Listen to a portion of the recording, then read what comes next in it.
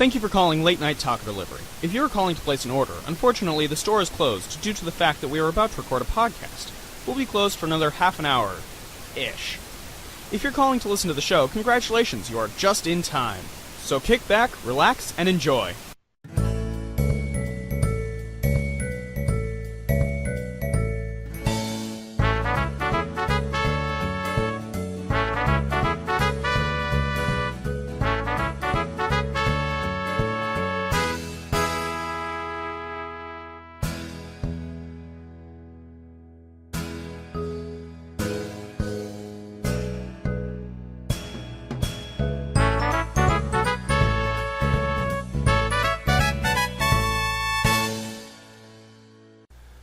Ladies and gentlemen, children of all ages, welcome to Late Night Taco Delivery! Late Night Taco Delivery! Yay! Yay! I am your host, Daniel Gill. And I'm Jonathan Knoll. And we're here to talk about nerd stuff. As always. As always, finally. Yes, it's been a week since we last did this, and I apologize. Yeah, we had a 2-week hiatus. I do apologize. Something came up last week. I think you were on a date. No, actually, this last week, we decided to call it off because you were freaking tired. Yes. And I had my first day at university. Right, that's correct. You are now a proud member of the Bowling Green State University undergraduate program. Yep. Film production degree, here I come. Yay! Oh, God. And seriously, intro to film is so energizing. Nice. First night we watched Guardians of the Galaxy because it was kind of a shit class. And then tonight we watched The Life of Pi. Ooh. Any good? I thought it was okay, but there is the problem of it was made when 3D was just this huge big thing. Right. And it's all new. New, I tell you. Ooh, ah. So there are several scenes that are really distracting, where you can tell it's supposed to be a 3D scene. Right. Otherwise, the story is fascinating, and it was a good movie. Now that's the one about the boy trapped on the boat with the tiger, correct? Correct. Gotcha. Cool. No, I've been. Well, go ahead. Oh, also, yesterday we had the incredible Tim Lai fight over. Yes. And that was fun. Yes, he actually came and visited you. Yes. You still have to come over and visit this place. I know. It's odd because your parents are the same age I am. Yeah. I'm an overgrown teenager. I pretty much declared this to be my life, but still, it's just sometimes I'm like, hey. But yes, now I have officially met Tim Lifehite face to face. Yes, and I see many, many awesome collaborations in filmmaking in your guys' future. Actually, what I'd love to do is at some point get you two together, and we can just find some obscure, awesome song and then shoot a video to it. I'd be in. Because I was watching, there's a video for the Yeah Yeah Yeahs called Maps. And there's the official video, and then there's a video that was shot by a film crew out of USC, University of Santa Cruz. And it's just it's deliciously creepy. And Sweet. I would just love to get together and grab like some song we all think is really awesome and just figure out a plot and just shoot a script like in a night or something. I could do it. Yep, it'd be something for one of your classes. Anyway, so what have you been geeking out about besides classes? Have you had any time to geek out about anything?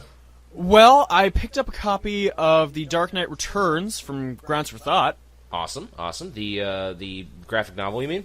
Yes, the full story. Yes, before Frank Miller lost his goddamn mind. Jesus Christ, yes. And let's see, I also... Well, my VCR died. Oh, no! But, for the price I paid for it, who can complain? Okay. Still, you need to get a replacement. Yep. There's plenty of VCRs out there. Oh, there certainly are. Yeah. And what are you geeking out about this week? Well, let's see. Watched Evil Dead 2 last night. Sweet. I've seen it before, obviously, because I watched it with the commentary. And as I was mentioning to the aforementioned Tim Lifehite, that I think sometimes you can actually learn more about filmmaking from the commentaries than you can actually from classes. Yeah, that makes sense. Yeah, I mean, you hear Rob Tappert and Sam Raimi and Bruce Campbell just talking about how they made the movie, what they did to it, how they raised the money, The recipes for fake blood they had to put together. Bruce Campbell. Oh, he's a funny dude. I can't wait for the Ash versus the Evil Dead TV series. Oh yeah, that's something I'm looking forward to too. Yes. So, shall we get on with the geek news then? Well, I just want to tell our listeners another reason why we might have had some problems this week. What happened to you? Oh yeah, that one thing. Yeah. Yeah, so Thursday I was on my way to my script analysis class. And I was turning on to one of the streets here in town. Mm-hmm. And I was on my big yellow bike from the 70s, Bessie. Mm-hmm. And from right up behind me came this great old big car that hit me. Yep. John got hit. Hit by a car. Oh, my God. But, yeah, that was actually the same day that we did Homestuck Readers Theater Hour, so that went well. I'm just glad you're all right, dude. I mean, you got banged up, but you could have been a lot worse off. Oh, yeah, I have a big old bruise on my hip. I've got this huge gash on my hand. I've got a bit of a scraped elbow, but it's kind of healing up now. Mm-hmm. A couple bruises on my shins and all that. But I'm fine. Bessie is, well, a little harder to ride right now. Yeah, thankfully I loaned you my bike until Bessie's up and running again. And again, I appreciate it. Thankfully, we don't have to shoot Bessie and put her out to pasture. This is true. And the funny thing is, the same day, the friend of the show, Eric Prine, was riding his bike on campus, and he got into a bike accident too. Yeah, I mean, what a day, man! What a day! It is just Thursday was not a good day for bikes, apparently. No, it wasn't. Oh, and also on Saturday, Eric and I went up to Toledo Pride. That was a lot of fun. I ran into another friend of the show's, Dustin Wimberly, who is on our first episode of Walrus Cast. Gotcha. Cool. And that was a good time. That was a good time. Yay. I've only been to one Pride in my life. I kind of tagged along at Nashville Pride. It was odd. No offense to anyone involved, and I'm very, very accepting. But when you've got a whole bunch of guys dancing around in nothing but a pair of Speedos that are Technicolor blue, and they're singing YMCA, I'm just like, I am a stranger in a strange land. Fair enough. Yep. So, shall we get to the news? Indeed. We got 2 weeks to go through, but it was actually kind of light this couple weeks. I don't know if you got all that stuff, but I certainly didn't. I got 16 stories. I got a few. Okay. Well, if that's the case, then let's begin with the first one that I found, which was Netflix has delivered a new look at the Daredevil costume. Really?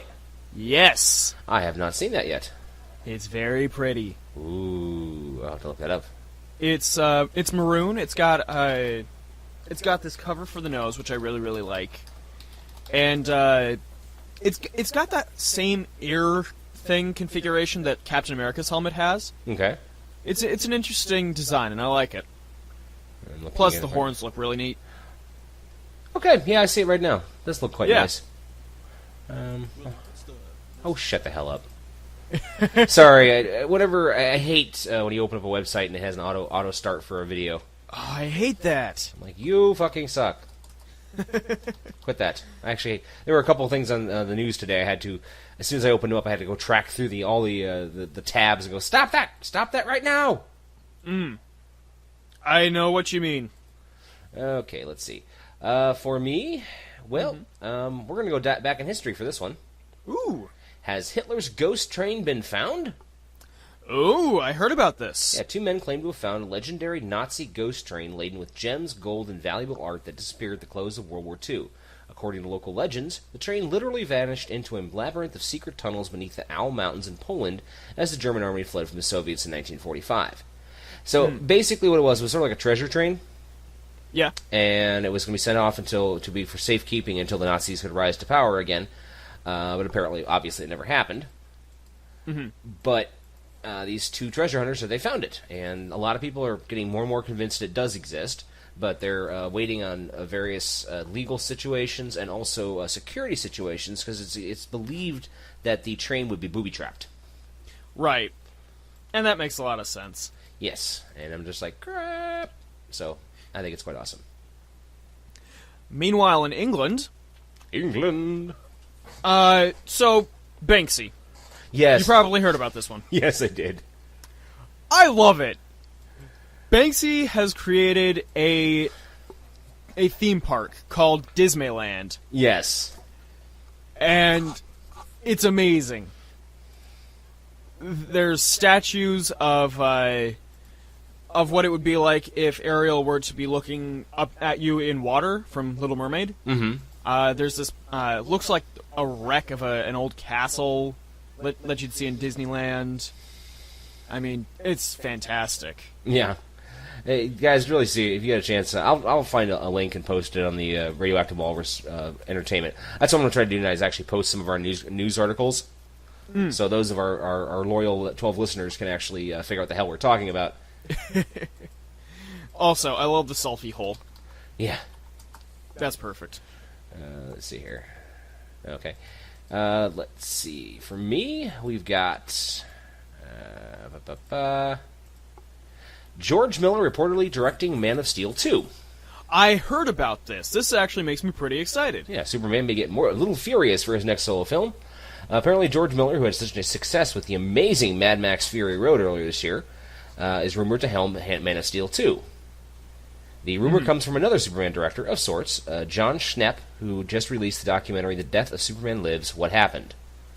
According to the latest episode of Popcorn Talk, Schnepp said with confidence that Mad Max Miller will direct Superman's next sequel. Woohoo! Hey! I assume, though, that we won't have the same amount of practical effects on this one, though. I would not put it past him. That would be awesome if they could pull it off. Yeah, but it's Miller. It's George Miller working for DC. Yeah, true, but still. I mean, it's the same reason why you can't have Edgar Wright working for Marvel. They both have distinct ways of doing films. Bingo. Yeah. So I'm excited about this, but I don't see it lasting terribly long. Oh, well. Alright. This one just made me happy. Okay. So you remember how there was the Baltimore Batman? Yeah, unfortunately. Yeah, and how he was, unfortunately, likewise hit by a car and killed in that case. Yeah. Last week was not good for Batman icons. No. We lost the Baltimore Batman, who, for those who don't know, was a local millionaire who would dress up as Batman and drive his Lamborghini to local children's hospitals and charities, and basically give the kids pep talks and lots of Star superhero memorabilia. Really sweet guy. Unfortunately, was killed in a car accident. Mm-hmm. But now we have a new one. A new guy. A hero has risen? Yes, a new guy stepped up by the name of Lenny Robinson. Rock on. And it's just very awesome. Oh, sorry, Lenny Robinson was the previous one. Okay. Let's see. I'm not finding a name on the new guy. Because he's Batman. Fair enough. But yes, he is known as the Huntington Batman. Rock on. So well, good luck to you, sir. Godspeed. Indeed. Indeed. Speaking of good news... Yes. Before we get to the crappy news we had later on. I don't actually have any shit that should not be. I have no shit that should not be either. I've got one obituary we should talk about. We're going to have to talk about. Now you know who I'm talking about. Unavoidable. Yeah. This is really cool. The Ice Bucket Challenge led to a major breakthrough in ALS research. Sweet. Now, for those who remember, in the summer 2004, we were forever associated with videos of people pouring freezing water over their heads. It ended up, even though some people said it was a classic example of slacktivism, or just an annoying trend clogging their news feeds, the challenge's 17 million participants ended up raising over $220 million for Lou Gehrig's disease. Sweet. And now, a year later, scientists at Johns Hopkins are crediting a major breakthrough in research to the viral fundraiser. Deals with the mysterious TDP-43, a protein that can be found clumped outside the nuclei of brain cells of patients with ALS. In a study published last week, the protein was found to break down in mice and become incapable of properly decoding the DNA it was meant to be. This caused the cells to die within a few days. When researchers then introduced a protein designed to mimic TDP43 into the neurons, cells came back to life and were fully restored. Excellent. So this incredible breakthrough for the field, this treatment could have potential to slow down or even stop effects of the disease, which is currently uncurable. So, Woo! Yay for the Ice Bucket Challenge. Next thing we should find something else to attack, like, I don't know, juvenile diabetes or something. And instead of having the Ice Bucket Challenge, we'll have the under the pants, in the crotch challenge. People stuff cold ice buckets down their pants. Ooh, that sounds brutal. Exactly. Science is brutal, man. Speaking of brutal, Tucker and Dale vs. Evil 2 is officially in development. I know. Have you've seen Tucker and Dale vs. Evil? Then I love take it. that movie. It's so much fun. I know, right? It is so damn funny. It plays with every trope of the 80s horror flicks. Yes. And it's just brilliant. It is such a brilliant movie. Yes. At a recent horror convention, stars Tyler Labine and Alan Tudyk announced that the producers recently contacted them to say a sequel to the 2010 original is currently in development. Rock on. So, there we go. Very cool, very cool. All right. Let's see here. Okay, first off, I got two pieces of news that are they're connected. One is Ernest Cline was on Reddit.com earlier today. Ooh, really? Yep, he was basically talking about Armada and Ready Player One. And reading his AMAs, he doesn't answer a lot of questions. But they were someone asked him about the casting for the Ready Player One movie, and he says they haven't reached that spot yet, but he is pushing for one person to get a part. Pardon me, Will Wheaton. Yes, please. Please.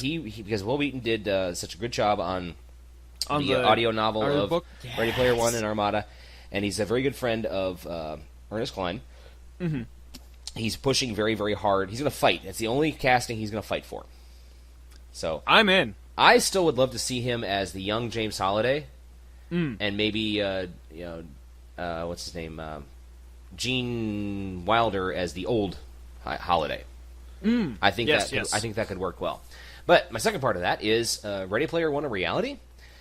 Second Life makers creating new project Sansar for virtual reality-based world. The makers of Second Life, Linden Lab, have announced what is codenamed Project Sansar, a new platform which will be compatible with VR helmets like the Oculus Rift. This will allow users to create, share, and monetize in their own fully virtual reality-based world. The creators hope that by making this system extremely straightforward to use, users will be able to apply the tech to not only VR gaming, but also education, entertainment, business meeting, architecture, healthcare, and more. So they're hoping to have the alpha up and running by 2016. I'm impressed. Yes. Now we just need to get some good haptic gloves, and get some haptic suits, and the treadmill things that they had in the books, and we will have Ready Player One finally. The Oasis will exist. Woot woot. Yes. And you will never see me again. Pretty much. Oh my goodness. Okay. Well, I have to bring us some sad news. Yep. It's obituary time. Yep, we have 2 obituaries tonight. 3. 3?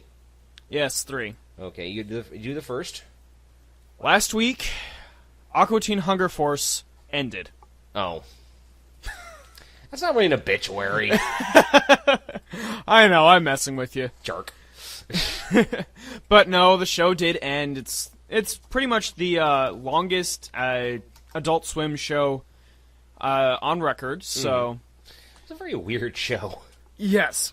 It first debuted on Space Ghost Coast to Coast and Cartoon Planet. And then kind of spun off into its own thing, and thus we have the life and times of Aqua Teen Hunger Force. Yes. I just remember the one year when they did the Aqua Teen Hunger Force movie, and they, to celebrate this and to advertise this, Cartoon Network says they're going to show the movie in its entirety uncut on Cartoon Network at midnight, April 1st.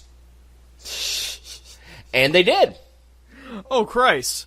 What they did is they showed the first 5 minutes of the movie, and then shrunk it down in the corner of the screen to like postage stamp size, and ran it the rest of the time just like that.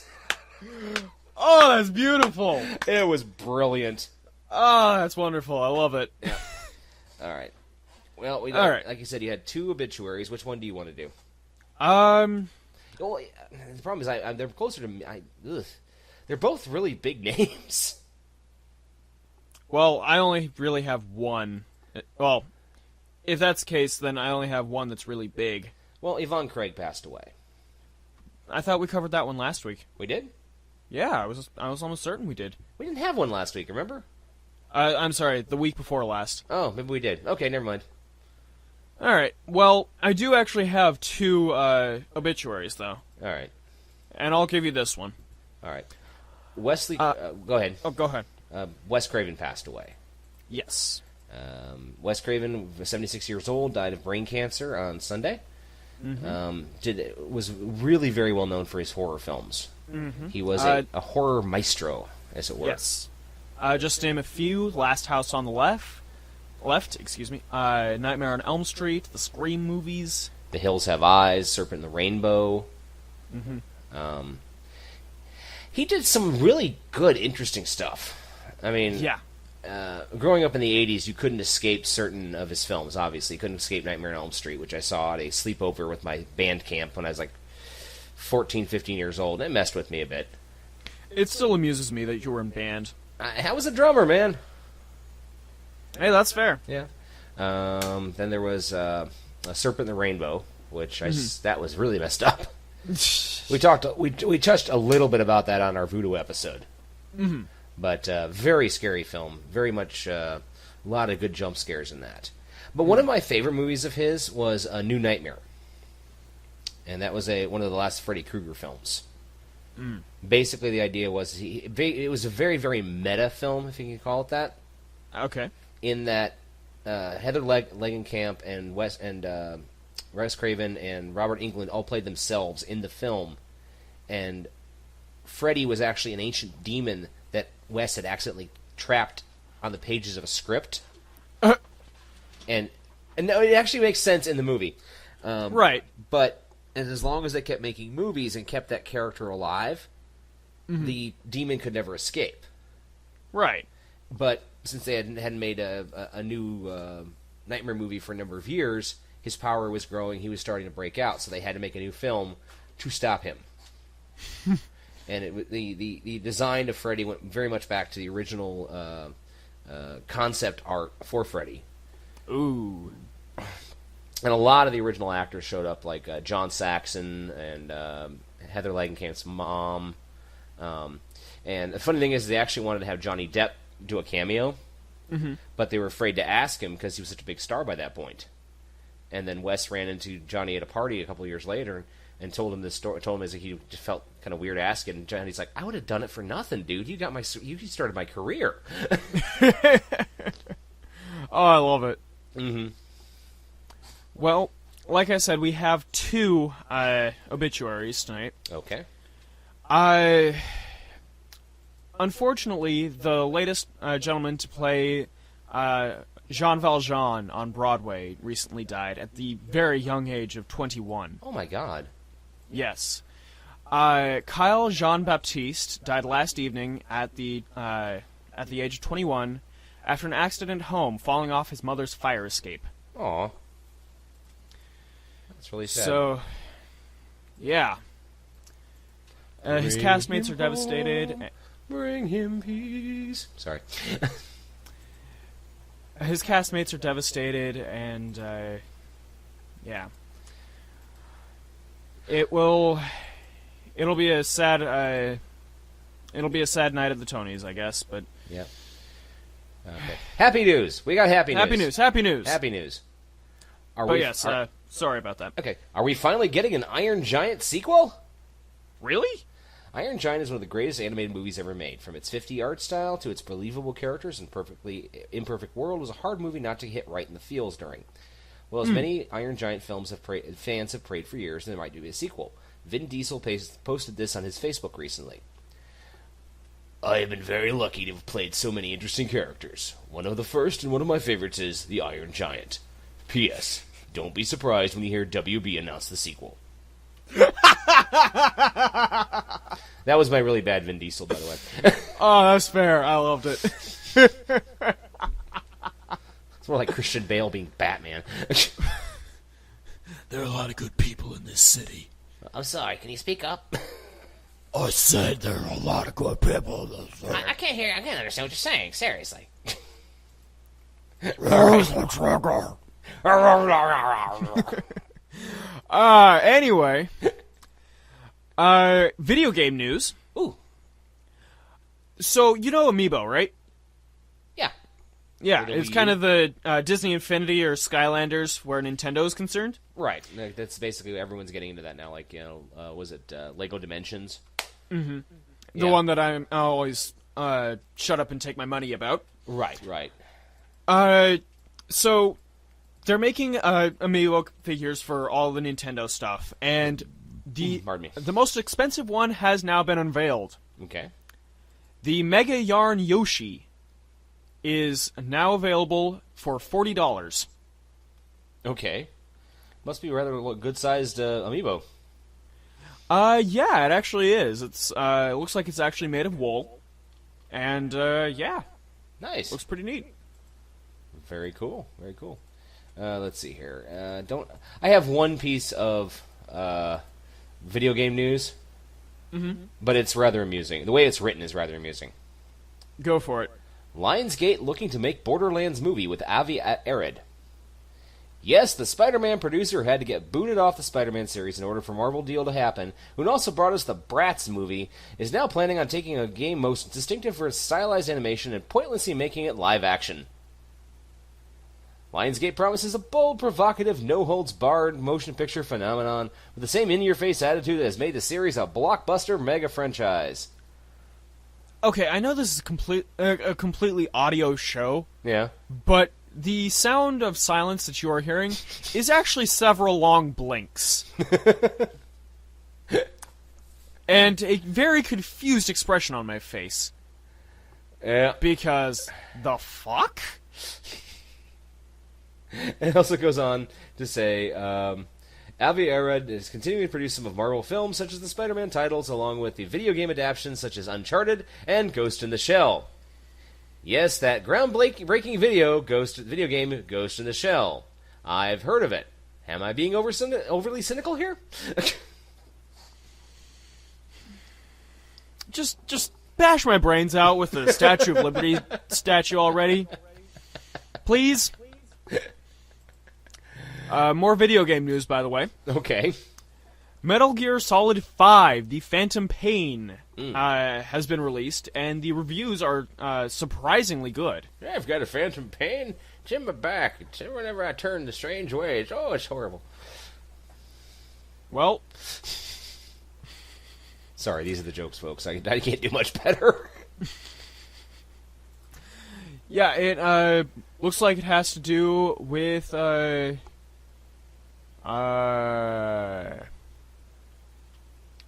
military group called the Diamond Dogs, going behind enemy lines and sneaking around and saving the world, basically. Again. I wonder if they license any David Bowie songs. Maybe. Who knows? Yeah. All right, here we go. Speaking of horror films... Oh, I do have a shit that should not be, besides the Borderlands. Oh, Christ. Yeah. We're getting an 80s-style slasher from Slash. Ooh. Legendary guitarist Slash has confirmed he will be producing an 80s-style slasher in the vein of Halloween and Friday the 13th for Revolver Picture Company. While there's no title or concept for us to read, it is being reported that Brian Siv, Boogeyman 2 and 3, has written the script, which is a throwback to the slasher glory days. Wonderful. And actually, if they can get it, if they can do it right, then they have my support. Yep. Slash actually recently produced The Hell Within, which is about a woman who travels to deepest, darkest South America to track down to rescue a little girl, and everything goes horribly wrong. Wonderful. So Slash is trying to bring back 80s slasher cool. Yay. Well, Slash. Slash. I wonder if there's like slash. Slash and Axel Slash? Slash and Ozzy Slash. Ugh. Slash and Barry Manilow Slash. Silence! I'm trying to do the news here!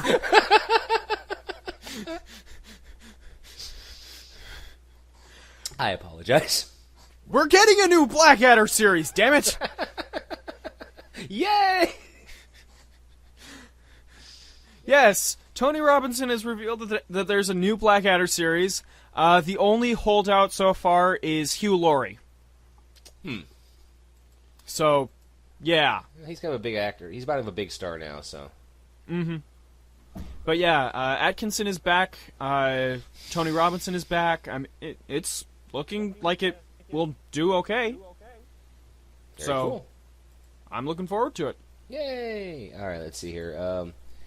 One of my favorite actresses has been cast in something new. Oh? Alfre Woodward cast in key role on Netflix series Luke Cage. Ooh! You know who Alfre Woodward is, I assume? Or no, I don't think so. She's done a lot of different acting. She was... First Contact. Star Trek First Contact? Oh, Lily. Yeah, she was the second in command. Oh, second in command. Second in command to the inventor. Oh, of Zephyr Warcraft. Cochrane. Yeah, Lily. Yeah, right. Yeah, she played that, and she was also the voice of the head of the Suicide Squad. Oh, you're talking about... My name is shut. My brain is Viola Davis's character, or what? The black woman, the big black woman that they had an interesting relationship with. Amanda Waller. Thank you. Had the interesting relationship with Batman. No, she's the voice of Alfred. And personally, I'd really rather see her in Suicide Squad movie than anyone else. But no, she's playing. She's finalized a deal to star opposite Mike Colter and Luke Cage. She will be playing a lead character, listed as Mineta. Blah. Cool. A powerful woman in local politics will have an impact on Luke Cage's life. No one is commenting, but I swear here she may actually be playing a version of Marvel villain Black Mariah, a nemesis to Luke Cage, as well as Iron Fist. In the comics, she is a professional criminal and a drug dealer. Neat. So, I am so looking forward to... I've finished Daredevil. I want them to get... I want Jessica Jones, and I want Power Man, and I want them both in my lap right now. Get on it, Netflix. Speaking of get on it... Okay. So we already had a story with Alan Tudyk in it, right? Right. So it would seem logical that the next logical human being to talk about would be Nathan Fillion. Correct. Nathan Fillion wants to do a movie, and he wants to do a very specific comic book character. I think I heard something about this, but go ahead. Wait for it. Booster Gold. Woohoo! Nathan Fillion wants to be Booster Gold. That fits so perfectly. Yes, it does. To those of our listeners who have no idea what Booster Gold is a janitor from the far-flung future. Yes. Who breaks into the museum where he works, steals a bunch of superpowered stuff, which is obsolete in the future, but allows him to time travel, and he travels back in time to a modern-day DC universe, sets himself up as a superhero. He's brash, he's greedy, he's loudmouth, and he is funny as hell. Mm-hmm. Can we have Alan Tudyk as Blue Beetle? Squee! You can't see it, but the grin on my face right now. Oh my god, I'm seeing it in my head. Mm-hmm. Yay! Now we just need a voice for Skeets. Oh my god. Kaylee. Oh! Girl who played Kaylee. Ooh, yes. Because you need someone happy and bouncy, and that'd be perfect. Alright. So there we go. How many stories do you have left? 1, 2, 3, 4, 5, 6, 7, 8, 9, and 10. Okay, I only have 4, so you do a few. Okay, let's see here. Galaxy Quest TV series is landing on Amazon. Oh! So there has been a follow-up on that. Great. Yes, Amazon Studios is developing a show series based on the beloved 1999 cult sci-fi hit. We had talked about this earlier, but it's still in the future stage. It's not clear if members of the film's cast will be sought for the show, or if the series will be a complete reboot. The film had some major and tough-to-get names among the a Protector crew, including Sigourney Weaver, Tim Allen, Alan Rickman, and Sam Rockwell. And I don't really see any problems with them recasting the parts. I'm perfectly okay with that. I'm right there with you. Yeah. All right, let's see here. Bill Murray opens up about Ghostbusters cameo. Ooh. Basically, he explains it's been eating a while. Sorry. Okay. Basically, he wanted to be involved in it because he was not really interested in doing another Ghostbusters movie itself. Mm-hmm. But he likes the actors, the actresses that are involved. He likes Paul, and he really just wants this to be a success. I mean, he says that he's grown too old. He understands he's not going to be what everyone wants. It's one of those things where even if he did the movie, a vast majority of people will be angry with him because he got old. Mm-hmm. So he wanted to be involved. Basically, this is a way to support it. I like it. Yeah. And it will be coming in July 22nd, 2016. In the far-flung future. In the far-flung future of 2016. Speaking of far-flung future. All right. Did you see the new Star Wars thing? Which one? The new Star Wars teaser? No, actually I did not. I'm trying not to watch very much. I'm not going into complete lockdown like I did with the Phantom Menace, but if I come across it, I'll watch it, but so far I haven't come across it. Okay, the interesting thing about this one is that they released it on Instagram. Huh. And it has some new footage of that Imperial rally that we saw in previous ones, and it also has... we finally know who the crossguard lightsaber person is activating his lightsaber at. Okay. Anakin's lightsaber. Really? Yes. Interesting. So, check it out if you haven't seen it. Okay. It's short, so, yeah, do it. That's awful. Sorry, someone just posted this. If you're dating someone that doesn't like Star Wars, then you're looking for love in Alderaan places.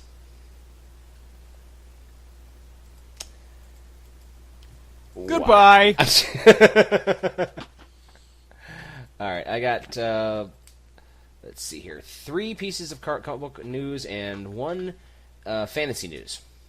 Okay. And 1 shit that should not be. All right. There is a series called Shannara. Mm-hmm. It's a series of fantasy novels by Terry Brooks. They've been going on since from 1977. There's about 20 books in the series. And I just found out that MTV is going to be doing a TV series based on it. Oh, cool. It's due to arrive in January 2016, and I saw a trailer for it. It actually does not look bad. Basically, it's a fantasy universe where it's set in our far-flung future. Uh-huh. So it's like sword and sorcery, but every once in a while they run across like remnants of us, like crumbling buildings or a car or something or a computer or something, and they don't know what they're doing with it. But it's not bad, and John Rhys Davies is going to be in it as an elf. Mm-hmm. And that's really the only name, any name that we know. I found a shit that should not be. Oh god, okay. Well, we both have a shit that should not be then. Great. All right. So they're making an Assassin's Creed movie for some reason? Yeah, Michael Fassbender. Yes. We have a picture of Michael Fassbender as the assassin, Callum Lynch. Yeah, I saw that. It looked too bad. It looks neat. Well done. At least they're covering his gigantic penis. Yes. Sorry. Speaking of gigantic penises... Mm-hmm. Not really, actually. Arrow producer teases possible Green Lantern Hal Jordan appearance on the TV show Arrow. Ooh, I heard something about this. I'm curious. Yeah, the first season of The Flash mentions Hal's hometown, Coast City, and the aviation company Ferris Air closed due to one of the test pilots vanishing, a direct nod to Hal Jordan's origin story. Mm-hmm. And they're basically going to see about getting him in there. So far they're denying it, but still... It would be interesting to introduce him in the TV series and possibly, continue on from there. Can we have hard-traveling heroes? Hard-traveling heroes? Hard-traveling heroes. Refresh my memory, sir. Hard-traveling heroes is basically all of the comics that involve Hal Jordan as the Green Lantern and Green Arrow. Oh, okay, yeah, I remember those. Yes. Weekend has hard-traveling heroes now. That would be kind of cool. I would get behind that. So, kind of video game news. All right. And so, you remember that documentary you sent me? The one with the Atari games at the bottom of the New Mexico dump? Yeah, game over. Yes, game over. Well, some of those cartridges were finally sold at an auction. Oh, and how much did they get? $100,000. Wow. Yeah. That's a lot of money for a bunch of broken cartridges. Mm-hmm. Or apparently they're actually working still. They've been testing a bunch of them. But still, you can get those things. I don't know, man. You can buy those things for $0.25 at Goodwill. Yeah, but it's more about the mystique of the story. It's the urban legend, I suppose. Yeah. Yeah. But yeah, games included Missile Command, Asteroids, Warlords, Defender, Star Raiders, Sword Quest, Phoenix, Centipede, and Super Breakout. Oh man, I remember playing Sword Quest. I never did figure that game out. I'll see if I can find it. I remember playing it, and I just remember when they mentioned it in Ready Player One, I had a little moment of glee. I'm like, I get that reference! I got that reference. A little Captain America moment. Okay, let's see here. Obama to appear on NBC survival show with Bear Grylls. Okay. Yeah, apparently, Barack Obama is in Alaska, and he will be taping an episode of Running Wild with Bear Grylls. He will trek through the wilderness with survival expert girls in a special edition of the show, set to air later this year, according to a press release. And he will be meeting with the host in Alaska to observe the effects of climate change in the state, and will also explore the Alaskan wilderness while testing its survival skills. So we have a standing... I'm not sure how I feel about having a standing president this deeply involved in media, but frankly, I can see Obama kicking some ass out there. Yeah. That was a thing that I was unaware that I was wanting to be aware of. Huh. Yep. Let's see here. Quick one. Jon Hamm, late of Mad Men. Mm-hmm. The rumor is he may be playing Negan on the Walking Dead TV series. Cool. Negan is just about the most violent, nasty character in the comic book series. He makes the governor look like Little Mary Sunshine. He was extremely violent and basically came very close to breaking Rick Grimes. So to throw him into the mix should be rather interesting. Cool. And finally before the shit that should not be. Actually, I have a couple, remember? Okay, sorry. Okay, Stephen R. McQueen is still teasing Nightwing. Huh. Basically, it's a series that looks like it's going to be based on 90s comics by Chuck Dixon and Scott McDaniel. Nice.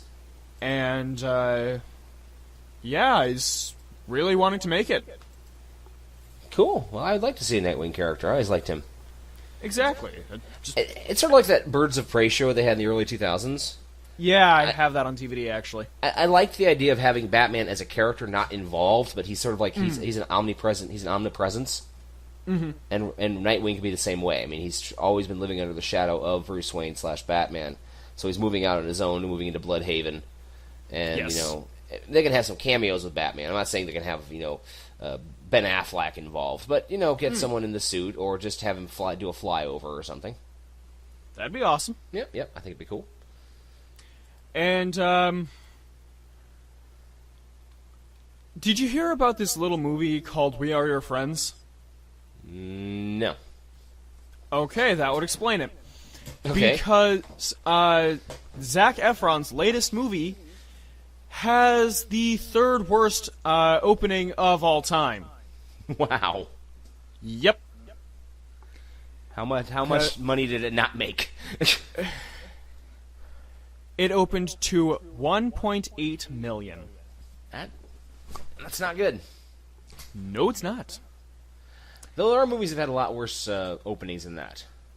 Yeah, but for the amount that it was made for, plus advertising and such, plus advertising, plus getting Zac Efron on board, it's not going to make its money back. No, not at all. Which, ouch. Yeah, poor Zach. Maybe I'll do a college musical now. Oh, Christ, no. For the love of all things holy, no! Okay, and that's my last story. All right, I got one. That should not be. Okay, my last story. ABC orders Marvel pilot starring Adrian Palacki and Nick Blood. It's a proposed Agents of S.H.I.E.L.D. spinoff. ABC has given a pilot order for Marvel's Most Wanted, a drama project starring Agent of S.H.I.E.L.D. standout Adrian Palacki and Nick Blood, revolving around their respective characters, Barbara, a.k.a. Bobby Morse, a.k.a. the Mockingbird, and Lance Hunter. Ooh! And it's going to basically... They're going to be a little darker, a little grittier, really show more of the real world of the Marvel Universe. And it's sort of like more street level like Daredevil is. Mm. So Can we get Hawkeye in there, though? I would love to see Hawkeye. I mean, what the hell, Jeremy Renner? What else is Jeremy Renner doing? Seriously. But seriously, though, can we get Hawkeye on the show? I don't see any reason I thought this one died in development. Nope, this was from August 20. This is from August 20, 2015. Apparently, it got back on. Surprising. So they're developing. Yep, they're. Oh, here we go. The drama had been developed quietly last season, and then ABC put the brakes on the project in early May, and then it has been back on. Great. So, shit that should not be. All right. You first. Okay. Dirty Harry remake announced for 2016, starring... This is the story all about how my life turned upside down. Starring Will Smith. Really? As Dirty Harry. Really? Really. Wow! I'm not seeing it, man. I'm just not seeing it. I like Will Smith. I think he's a great actor. He's done some great stuff, but he's no Dirty Harry. Yeah. I know Dirty Harry. Dirty Harry is a friend of mine, and sir, you are no Dirty Harry.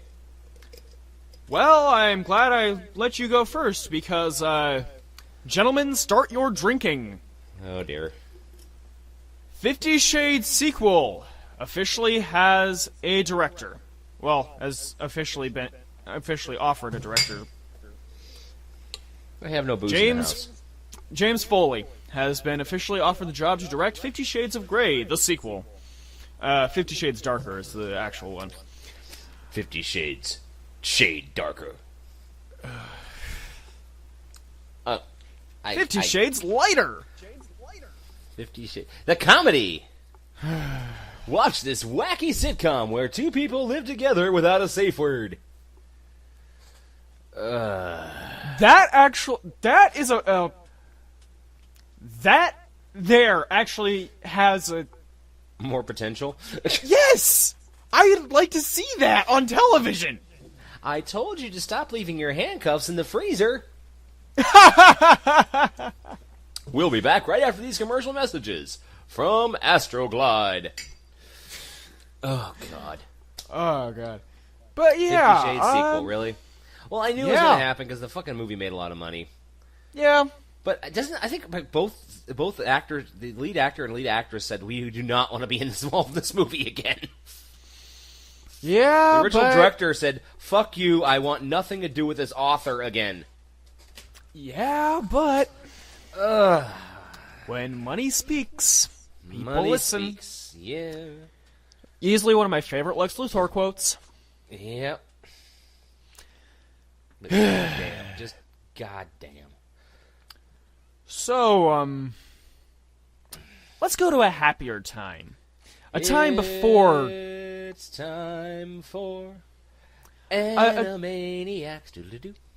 Where we're zany to the max.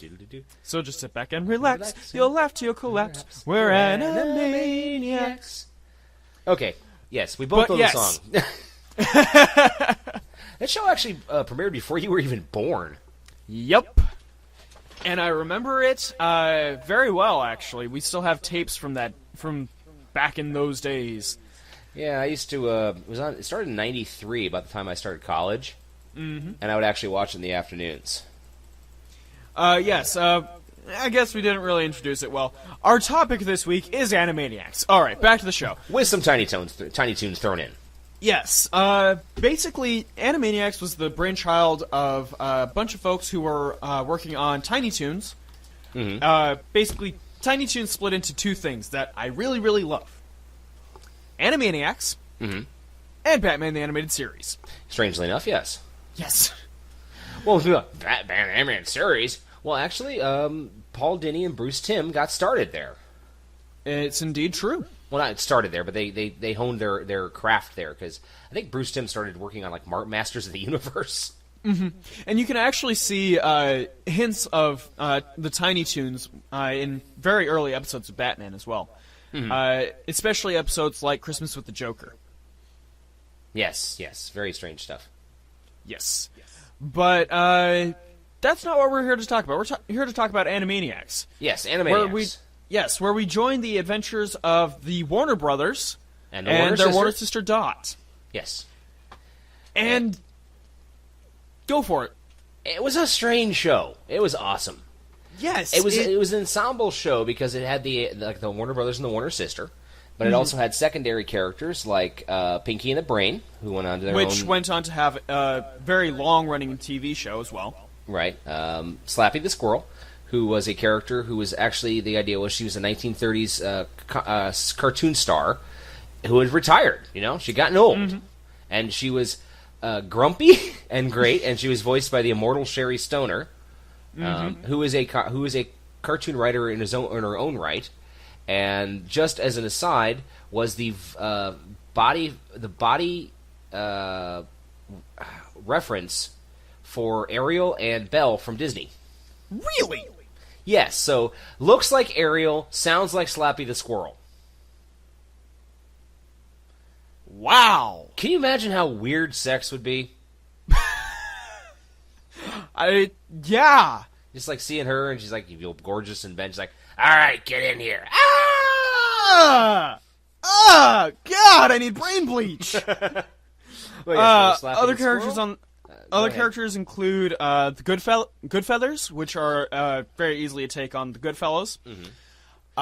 Buttons and Mindy. Very simply, it's a chase reaction segment. Yeah, Mindy was a little girl who was constantly getting in trouble, and Buttons was her long-suffering dog, who was always trying to get her out of trouble and getting himself destroyed in the process. Rita and Runt, who were a pair of strays. Rita was actually voiced by the amazing Bernadette Peters, who brought such a singing voice to that cat. And Runt was basically Rain Man.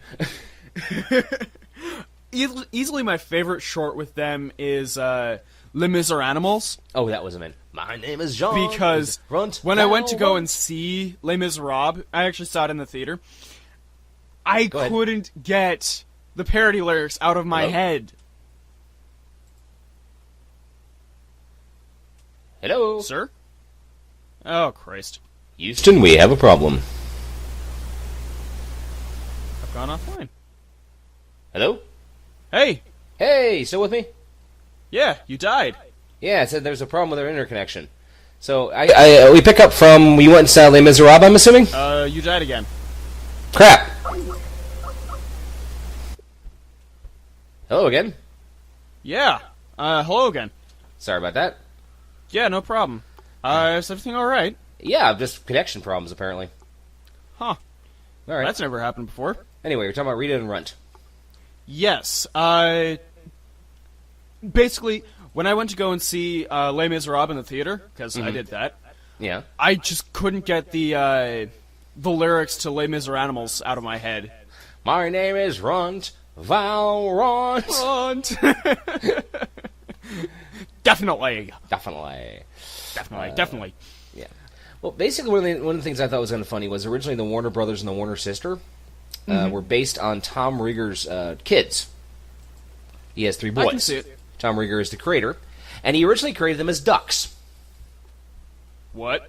Yes. He actually drew them originally as ducks. There's artwork out there from the preliminary design for the Animaniacs. But then they decided, because DuckTales was out, and Quack Pack from Disney was also coming out, they decided that, and Darkwing Duck, obviously, and they decided that ducks had overrun the populace. Yeah, So I'm glad they didn't go with made ducks. them They basically made the Warner Brothers and the Warner sister into indiscernible animals. Wow. They're not really cats. They're not really dogs. They're Warners. And they actually have an entire song dedicated to just figuring out what they are. Most Warner Brothers episodes include an obligatory appearance by their pea psychiatrist, Dr. Scratch and Sniff. Yep. His oddly sexualized assistant, Hello Nurse. Hello, nurse. Ralph the Guard, who is just the studio guard. Yep. And or Thaddeus Plotz, the CEO of Warner Brothers. Yes. And the Warner Brothers and the Warner sister were just... Originally, the idea was they were created back in the 30s as a rival to Mickey Mouse and Felix the Cat and such. But their cartoons were just so damn weird that they were locked up in the Warner Brothers Studios water tower, never to be seen again. And then they broke out. And I've seen that water tower, so it's really cool. Yeah. But yeah, if you watch the show too, it's very, very honest about its roots in history. Yeah. Like the animator who you see sketching them out in the opening is actually a caricature of Tex Avery. Really? Yes. I just remember the one where they were making fun of the old animators. Yes. We made pies! We made pie, apple pie, and raspberry pie, and rhubarb pie. And there were just all these bizarre things going on. Leon Schlechenberger came in and said, maybe we should make one of these cartoon things. And so we made a pie. I loved it when there was a lot of tropes that they had. I mean, the Warner Brothers and Warner Sister would latch onto some annoying person and go, "You're our special friend," Yes. and then drive him. You're our new best friend. and then would drive him absolutely bonkers. But Plane Crazy, I think, is it's not Plane Crazy. No, but there's when they were on a plane. Yes, And I think that's really yes. Then there was the one that had Ben Stein, and he actually was the one that was driving them crazy. Yes. Where basically he just kind of latched on, kept talking to them and talking to them and talking to them. And every one of us has been in that social situation where you had that one person who's talking, and you're like, please stop. Please stop. Please go away. Please. I'm trying to figure out a polite way to say, just shut the fuck up. Please, Hi, I'm Peter go away. Pumphandle, but everyone calls me Pip. So the other day, I was walking down the street, and I heard a... No. At one point, Yak... Well, the voices are actually based on... Well, I know Wacko's voice was based on Ringo Starr. Mm-hmm. And... Actually, it was John Lennon. Oh, I thought it was Ringo Starr. It's Lennon. Okay. If you look at the documentaries on the DVD releases, it's Lennon. Okay. And I do know that Rob Paulson was cast as Yakko Warner because they loved him so much as Foulmouth in Tiny Toons. He also ended up doing several other voices, including Pinky. Right, he did Pinky. But what I'm saying is that in Tiny Toons he really didn't have a lot of big part, but they loved his work so much that when they did Animaniacs, they went ahead and cast him as Yakko to have a much larger part because he can do amazing things with his voice. Oh yeah, have you ever seen Danny Phantom? I've seen bits and pieces of it. Do you remember a character called Technus? Can't say I do. Basically, he's a technology-based ghost, and he sounds kind of like, what's his name? Guy who was Iago on Aladdin. Gilmore Gottfried. Yeah, sounds just like him. Oh, wow. Rob Paulson. Rob fucking Paulson. And Dot was Tress MacNeille. Yes, Tress MacNeille. And my connection to Animaniacs just died, so I cannot add anything else about the characters. You're gonna have to just feed me information, dude. Okay. Let's see. Who was the voice of Wacko? Jess Harnell. Okay, he's another famous one. Actually, he shows up every now and again on, I think, Thrilling Adventure Hour, and he also did this really cool reading of the Star Wars radio drama. Ooh. And that was fun. It was with Jim Cummings, who does Winnie the Pooh, Tara Strong, Kevin Conroy as the narrator. I remember that. Yes. Yeah. And they were each reading the characters in the like Darth Vader was the voice of Pinkie Pie from My Little Pony. Yes, and there was also Darth Pooh. Yeah. Oh, Baba. And Jim Cummings also did a lot of work on Animaniacs as well. Oh, okay. In other narration roles, such as the I think it's called A Glint of Gold. Okay. Basically, it's just a one-off short where it's the story of a long traveling piece of gold wrapping paper. Huh. Animaniacs. Go ahead. Animaniacs could get into some really interesting areas when they weren't doing character-driven pieces. Kind of a throwback to old Merry Melodies. Well, one thing I noticed about Animaniacs is they had a lot. They had the basic characters we talked about. We had the Warner Brothers. They had Good Feathers, Rita and Runt, Mini Buttons. Mindy. But they also had a lot of short, like 1 or 2 episodes about one character, or even just a one shot. Like there was one about a candle flame who helped Thomas Jefferson write the Constitution. Yeah, there was also one that was with the same character that was Paul Revere's Ride. Really? I missed that one. Yes, the one if by land, two if by sea thing is the little flame. Cool. And there were a couple ones that didn't work, in my opinion anyway. Such as? Katie Kaboom.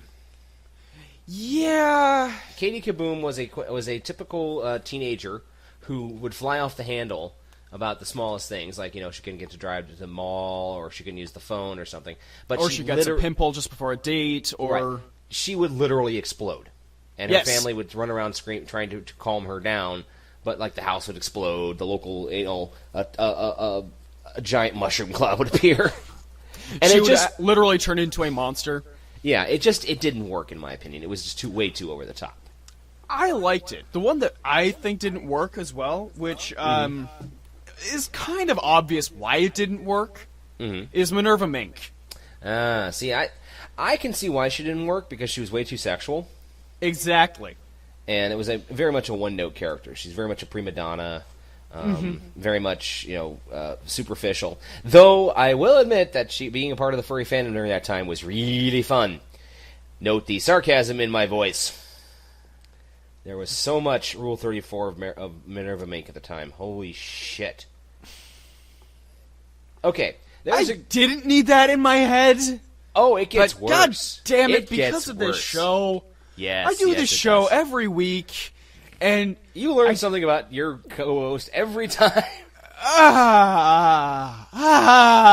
So there was an artist whose name was Mitch Barrows. Yes. Don't bother blanking his name out, because he doesn't deserve it.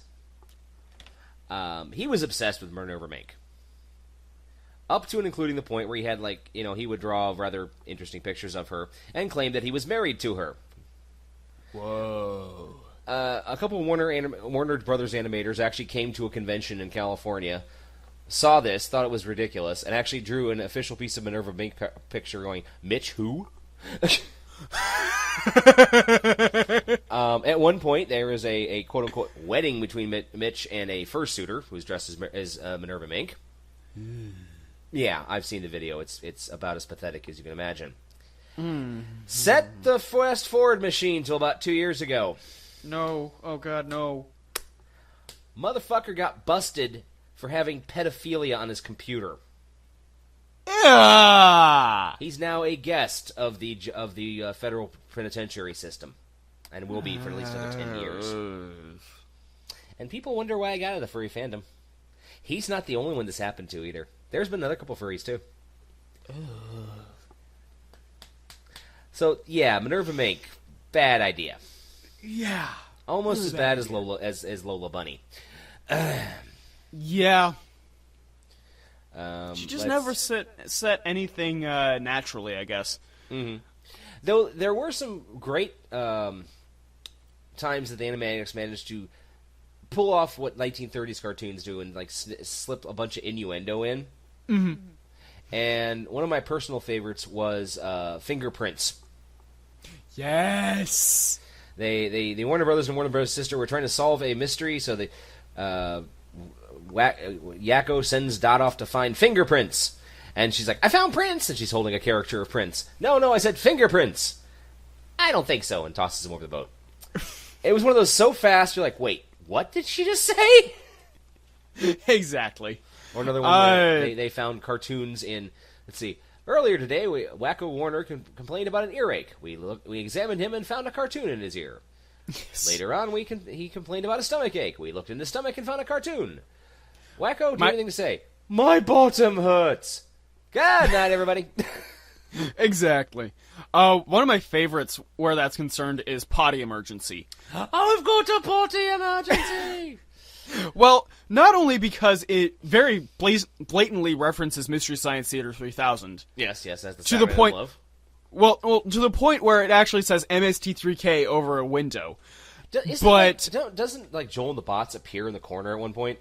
No, that never happens. Although there is a character that basically a Scream Queen that is a very obvious caricature of Bev Garland. Okay. But no, the thing is that it reminds me a lot of this Monty Python sketch, where it's getting undressed in public. Okay. And basically, this guy is trying to get undressed in public so that he can go down onto the beach. But this being Britain, he has to go on a large adventure so that he can finally get undressed for the beach. And it's very similar to Potty Emergency. I loved him when he's in the potty emergency. He's trying to find a place to go potty, and he can't. Because he's sitting in the movie theater drinking out of the Abyss Boy sized drink. Which to this day, I will still say, would you like a medium, large, or Abyss Boy? But I just loved it when he's in the park, and they're showing like water fountains and pouring lemonade. And I'm just like, they just got away with that? Exactly! Yes, great show. However... yes. Well, I was going to say, one of my favorite episodes, though, is Meatballs or Consequences. Is that the one with, like, the obvious Mafia parody? No. That's a different one.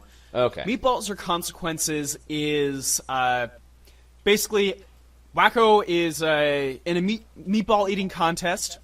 Okay. Where if he eats one more meatball, then he will literally die. And death, a Swedish death, comes for his soul. Yes, I remember that one. And all of the Seventh Seal, which at the time I was too young to understand, but having seen the movie itself, I'm just like... There were a lot of stuff like that. A lot of little things in there that kids wouldn't get. Like the long-suffering clown character who sounded like Jerry Lewis. The characters what with the hoiding and then Freund Levin. Freund Levin. You know the kids would not get the joke. They even did an episode based on the clown who cried. The Day the Clown Cried. Yes, which is the Clown Who Cried. The Clown Who Cried, which is the Jerry Lewis movie we referenced a couple episodes back that it will not be shown for another 10 years. Yes, they did an entire episode based on this. Mm-hmm. They did an episode where they were painting the Sistine Chapel with an obvious caricature of Kirk Douglas. Mm-hmm. Basically playing his character from Vincent van Gogh. Don't ask me why. From the Passion, the Fury, what was it, the Passion of the Ecstasy or something? Agony of the Ecstasy, like yeah. There was an episode where they had Brain doing voiceovers. Yes, which was an Orson Welles thing. It was an Orson Welles thing. It basically was something that Maurice LaMarche would do, where he'd go in and he would basically recite lines from outtakes of an Orson Welles doing a frozen peas commercial. Yes, and we know of a little place in Idaho, where this is real shit. You know that? Yeah, and they would basically it was just something that Maurice LaMarche did, and people thought it was so damn funny. They did an entire commercial about it. It made no sense. It had nothing to do with Pinky and the Brain. They just wanted to show it. Exactly. And that's the kind of show Animaniacs was. Yeah. Now, It I do have a was question funny for you. because it wanted to be funny. Yes. It was funny because it wanted to be funny. And the music was fantastic. Oh, yeah. I mean, I remember Richard watching... Stone Yeah. was fantastic. May he rest in peace. And Andrea Romano, did she do any work in that as well? Or did she just Yes, she did. incidental music? Andrea Romano is the legendary voice caster. Oh, okay. I'm sorry. No, I was thinking Tiny Toons had some of the worst movie songs. It just did. There was nothing catchy at all. But every one of Animaniacs songs was catchy, even the ones that were original, because a lot of them were just old tunes with new lyrics. Mm-hmm. Like the HMS Yakko. Yeah. HMS Yakima, the Nations of the World, United States, Canada, Mexico, Panama, Haiti, Jamaica, Peru, Republic of Dominican, Cuba, it goes Caribbean, Greenland, El Salvador, too. Anyway. Yeah, it goes on like that. But they were good, and it really showed off the voice talents they had. Exactly. And that's a tough thing for voice actors, having done Homestuck Readers Theater now for 8 episodes. Mm-hmm. It's not easy to sing as your character. No, it's not. So, hats off to the voice actors in that. Because, damn. One thing I wanted to mention was a theory about Pinky and the Brain. Ooh. Do tell. Well, Brain's always trying to take over the world. Right. And Pinky always, quote-unquote, inadvertently stops him. Mm-hmm. The line in the song is, Pinky and the Brain, they're Pinky and the Brain, one is a genius, the other's insane. Which one's genius and which one's insane? That's a good question. Is Pinky just acting crazy? Because he knows that Brain's dangerous? But he doesn't want to get hurt, so he always figures out a way to stop his plans. And even in the song, wouldn't it, if it was going to be one is a genius, the other is insane, wouldn't it be called Brain and Pinky? Whoa. Deep, isn't it? Whoa. Hadn't thought about that, had it? No, I Keanu Reeves meme. Whoa. No, I remember thinking about it at the time, like, why would they call it, one is a genius, the other's insane, when it's Pinky and the Brain? It rhymes. Yeah, it rhymes, but still, you could have figured something else out. And it's just, Pinky I think he's the genius. His brain is always thinking new ways of doing things. Right. The brain's always trying to figure out new stuff, but he's never quite successful. Pinky's always successful in screwing up. That's true. Mm-hmm. Although Pinky and the Brain does have one of my favorite crossovers that I really, really want to see. Oh? Yes, Snow White and the Seven Samurai. That's right. I really want this. I think so, Brain, but who would watch a movie called Snow White and the Seven Samurai? Thousands of hands go up. Exactly. But yeah, I actually watched a compilation of that, of the I think so, Brain, but yeah. In Philadelphia. I can't learn an entire opera in Yiddish. Where are we going to get duck this time of night? But me and Pippi Longstockings, what would the children look like? Whatever they would look like, they'd be loved. Yes. Though, the other thing that they were able to do with Animaniacs is they were able to play around. So they actually had an episode where they basically threw all the characters into everyone else's scenarios. Yes, and that was a fascinating episode to watch, too. Yep, it had the Warner Brothers and Slappy the Squirrel as Dot versus Saddam Hussein. Yes. Just all the episodes with Saddam Hussein, which just... it's fascinating to watch in this post-9/11 world. Yeah. Then they had Pinky and Pinky and the Cat, which just involves Rita. It's like, what are you going to do tonight, Rita? I don't know. I think I'll eat you. No! So far, this is my favorite episode. And she eats him. Then they had one of the characters from Goodfellas and Runt. Yes, like, Pesto was the character. Yeah, Pesto was like, Rita would be singing, definitely. Definitely would be singing. What, you want me to sing? You want me to like a singer? You want me to perform for you? I mean, That's it! The characters were so well defined that they could play with them like that. They could go back and mess with the tropes. And then there are just the little short characters, like Mr. Skullhead. Or the Randy Beeman Kid. Good idea, bad idea. Randy Beeman Kid is basically the Liam Neeson cock joke of the 90s. Yeah. This one time Randy Beeman went and had a fight with Godzilla and won. That's a... has an elevator. Its name is Randy Beeman's Lift. Okay, bye. Oh my god. Then there was the, it's a lot of the other reference they threw in, like Slappy the Squirrel actually went to Woodstock. Yes. Who? That's the band. Who's on stage? That's right. The name of the band. The band's not even here yet. The band's not gonna be here today. Then who's on stage? Exactly. No, I'm asking you, who's on stage? Who?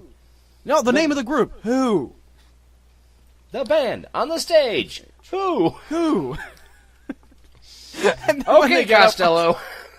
And then when they get up on stage, it's what's your guys' name anyway? Who? Not you. Don't you start with me. To set this up, guys, basically, Woodstock. Apparently, Slappy and her nephew were living in the tree, which was right in the field where Woodstock took place. Mm-hmm. And so Slappy was less than happy about this fact. Yep. Let's see here. What else we got? Well, there were all the times that other Warner Brothers cartoon characters would show up. Didn't Batman show up at one point? Yes. There were several points where Batman would show up, either the Michael Keaton version or the animated series version. Yeah, voiced by Kevin Conroy. Actually, no. He No, never really? spoke. Really? No. Okay. Although, the episode with Pip Pump Handle, it does have my favorite Marlon Brando joke. Mm-hmm. Columbus, he knew the world was round, like this. And this. You know it wasn't flat, like this. Dessert, Mr. Brando? Yes, thank you. And they had a lot of characters. They had an episode where they made fun of William Shatner because he was taking over the karaoke. Lenny Knee Boy! And then, strangely enough, they had the pre-crazy version of Mel Gibson, who Dot had a crush on. Oh my god, that was weird. Yeah. Oh, it's weird to look at now, especially. Oh yeah, definitely. And Animaniacs, like Warner Brothers cartoons of the 30s and 40s and on, are very much a snapshot of their time, which my mom could tell you entire stories about this stuff. Right. Well, that's one reason I like to watch old Warner Brothers and Disney cartoons, especially when they're doing ones that are set in like Hollywood.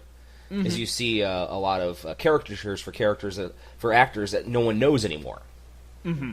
You know, I'll know who they are. I mean, W.C. Fields, Groucho Marx, and such. But you ask the average person, and they have no idea who these characters are. Greta Garbo, Gene Harlow, mm-hmm. Buster Keaton. I mean, they all appeared back in those days, but no one really knows who they are. It's only weird people like us that know it. Exactly. And then Animaniacs did the same thing. Yeah. Where you can easily find a Whoopi Goldberg or a Jack LaLanne. Suzanne Summers. Which is another one of those jokes of one of the ones that they snuck past the censors. Where Brain had become a country western singer, was trying to control the world. Brain. Yeah, was trying to control the world with a country western song, and he ended up on an episode of Suzanne Summers. And it's like, puberty has been inordinately generous to you.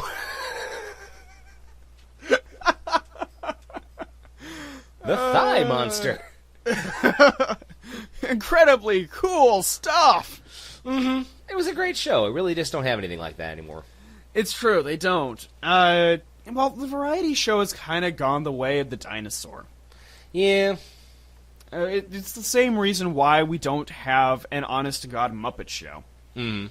Well, even Pinky and the Brain got saddled with that absolutely horrible crossover TV series with, what's her name, from Tiny Toons.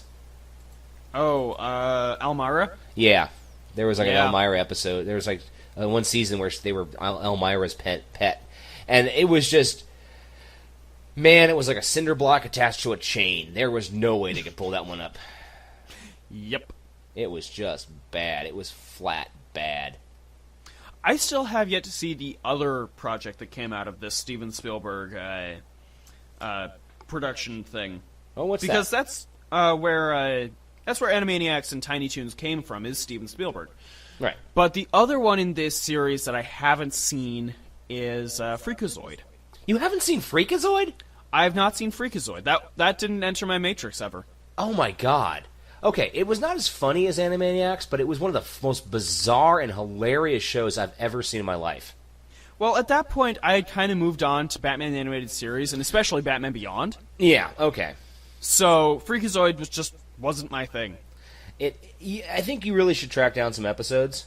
I'd love to. If anybody knows where I can find it, please let me know. Okay, because there were some great episodes, and Cosgrove was an awesome character. Cosgrove was a gruff police chief voiced by Ed Asner, who could stop anyone from doing anything by going, "Hey, cut it out." He actually got the Warner Brothers and the Warner sister to stop screwing around. Oh, that's beautiful.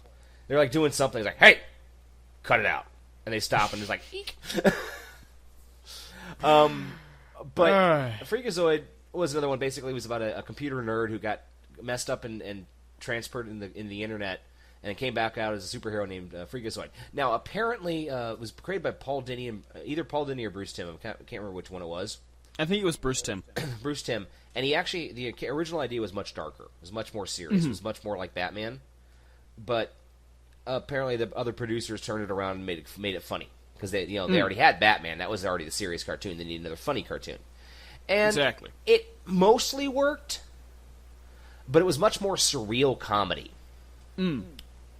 It's very hard to describe some of the things they did. Like, at one point, Freakazoid is trying to get rid of a bomb, and Cosgrove shows up, "Hey, kid, you want to go to Spumoni Land?" "Sure!" So they show him eating going through a theme park based on Spumoni, the Italian ice cream, while he's holding a bomb. You can never get rid of a bomb.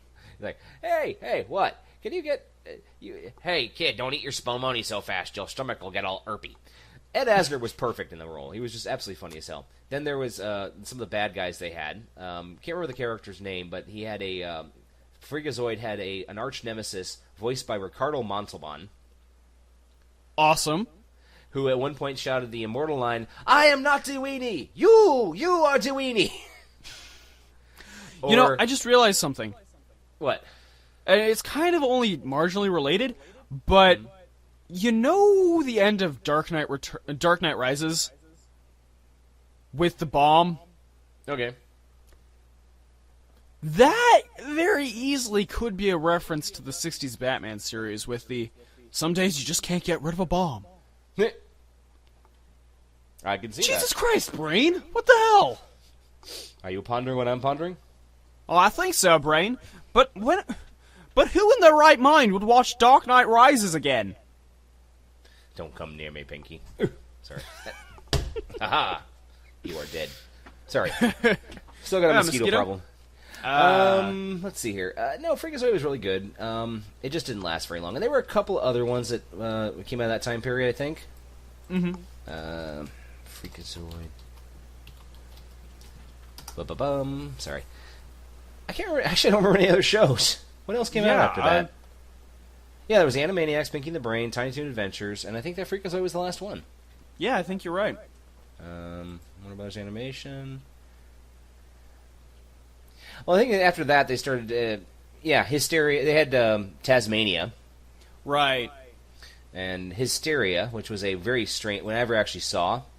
But it was supposed to be, it was an educational program. Right. But it was presented as a Saturday Night Live style sketch comedy. It came out in 2001. By that time, I've stopped watching television completely. Yeah. By that point, I kind of stopped paying attention to that stuff too. Yeah, which is kind of sad, but still. School. Yeah, and girls. Right. But yeah, Animaniacs though. Animaniacs, great show. We will never see its like again. Guys, if you get a chance, a lot of episodes are available online, or you can find on DVD. All of them except for one of my favorites, Star Trek. Star Trek? Star Trek. Because of the immortal opening, Captain's Log. Ow!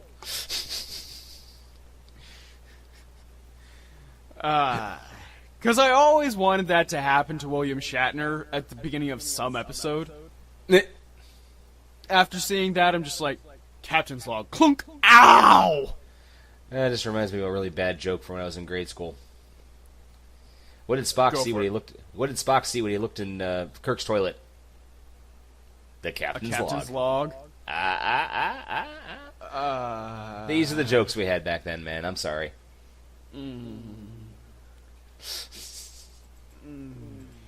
It was the 80s. What do you expect? That's fair. Oh, my God. But, yeah, But, okay. So that's really all I think we can say on the matter. Yep. Although, this does get me in the mood for a Thou Shalt Not. You game? All right. I'm game. All right. Provided Animaniacs were to come back for a limited amount of time, All right. Thou shalt not let Animaniacs do this as a short. So, basically, you know, where they have episodes where they would annoy characters like Albert Einstein or Picasso, or they would have a crossover episode with things like Alien or something like that. The problem with this Thou Shalt Not is there were no limits. They would do Exactly. anything. My first one that popped in my head is, Thou shalt not have the Animaniacs go back in time and annoy Charles Manson. You know, he's that's evil. He's trying to make it in music. The Animaniacs keep bothering him and bothering him and bothering him. He finally snaps, murders Sharon Tate. You know? Oh my god! Those fucking Warner Brothers! Pig! Pig! Pig! Are they pigs? Are they dogs? Are they cats? Stab, stab, stab, stab, stab, stab. Thou shalt not let the Animaniacs do teeth. Vagina Because nothing dentata. What a wonderful phrase. Vagina dentata. Ain't no passing phrase. Yes. Sorry. Thou shalt not let the Animaniacs annoy Mel Gibson now. Ooh. Thou shalt not let the Animaniacs annoy Hulk Hogan about his sex tape. Ooh. Plus, with the racial slurs lately. Oh yeah. Oy. Thou shalt not let Animaniacs do Avengers. Because you know it would happen. You know what happened? You know that Captain America would actually probably remember them from the old cartoons. Okay, now I actually want to say that. Can I change my answer? That's not a thou shalt not. That's a thou shalt. My thou shalt is, thou shalt have the Animaniacs annoy Donald Trump. We've got to rescue that thing on his head. We've got to release that poor animal. I know it's wild. Please, Mr. Trump, give it up. This is not a toupee. I mean, well, the toupee is like, help me, help me.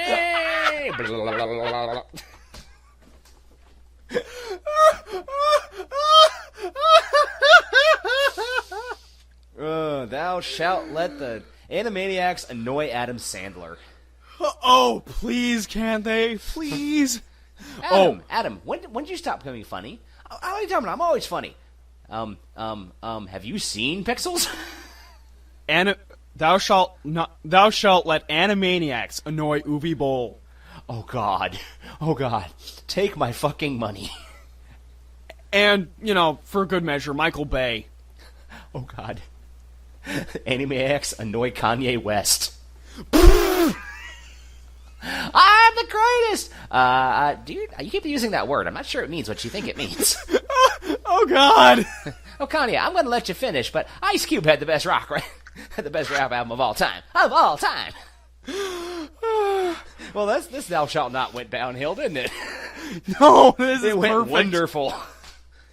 Oh, yes, the Animaniacs need to come back and annoy some people. Oh, please.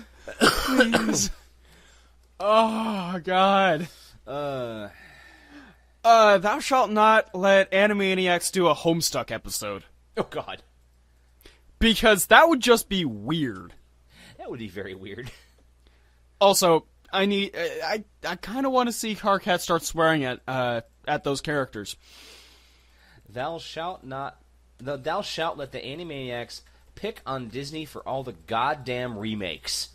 Please. And the CG. Can they do an episode just in CGI? Oh, I would pay. That would be beautiful. Oh, yes.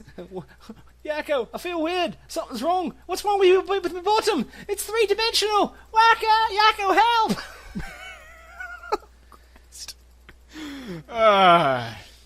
Now, Wacko, you can't just start asking people why they're three-dimensional. But it's weird, man. I don't understand. And then, whoa, hello, nurse! 3D glasses in effect. Oh, God, we need an Animaniacs. Yes, we do. This world needs an Animaniacs. We need something at least similar to it. We don't need to bring it totally back, but something, a spiritual successor would be nice. Please. So, to anybody out there with a creative mind and a generous heart, please bring us something like that. The world needs it, especially now. The world is in dire need of making fun of taking the piss out of things. Because, damn it, it's not the cartoon. It's not the cartoon we want, but it's the cartoon we deserve. Yes. All right. And with that. Well, from all of us here at Radioactive Walrus Entertainment, wow, I almost said the recording closet, the experiment room, and Daniel's room. Yes. This has been Late Night Taco Delivery. You may now place your order. Late Night Taco Delivery is performed by Daniel Gill and Jonathan Knoll, and was created by Daniel Gill. New Bizarre opening by Jonathan Knoll. If you have questions, comments, or a suggestion for a future show, drop us a line on Twitter at Radio Walrus Pod. Like Radioactive Walrus Entertainment on our Facebook, or subscribe to our official YouTube channel, Radioactive Walrus. That's Radioactive with a capital R, Walrus with a capital W, and no spaces. Thank you for calling Late Night Taco Delivery. You may now place your orders. This has been a production of Radioactive Walrus Entertainment. John, what do chickens say?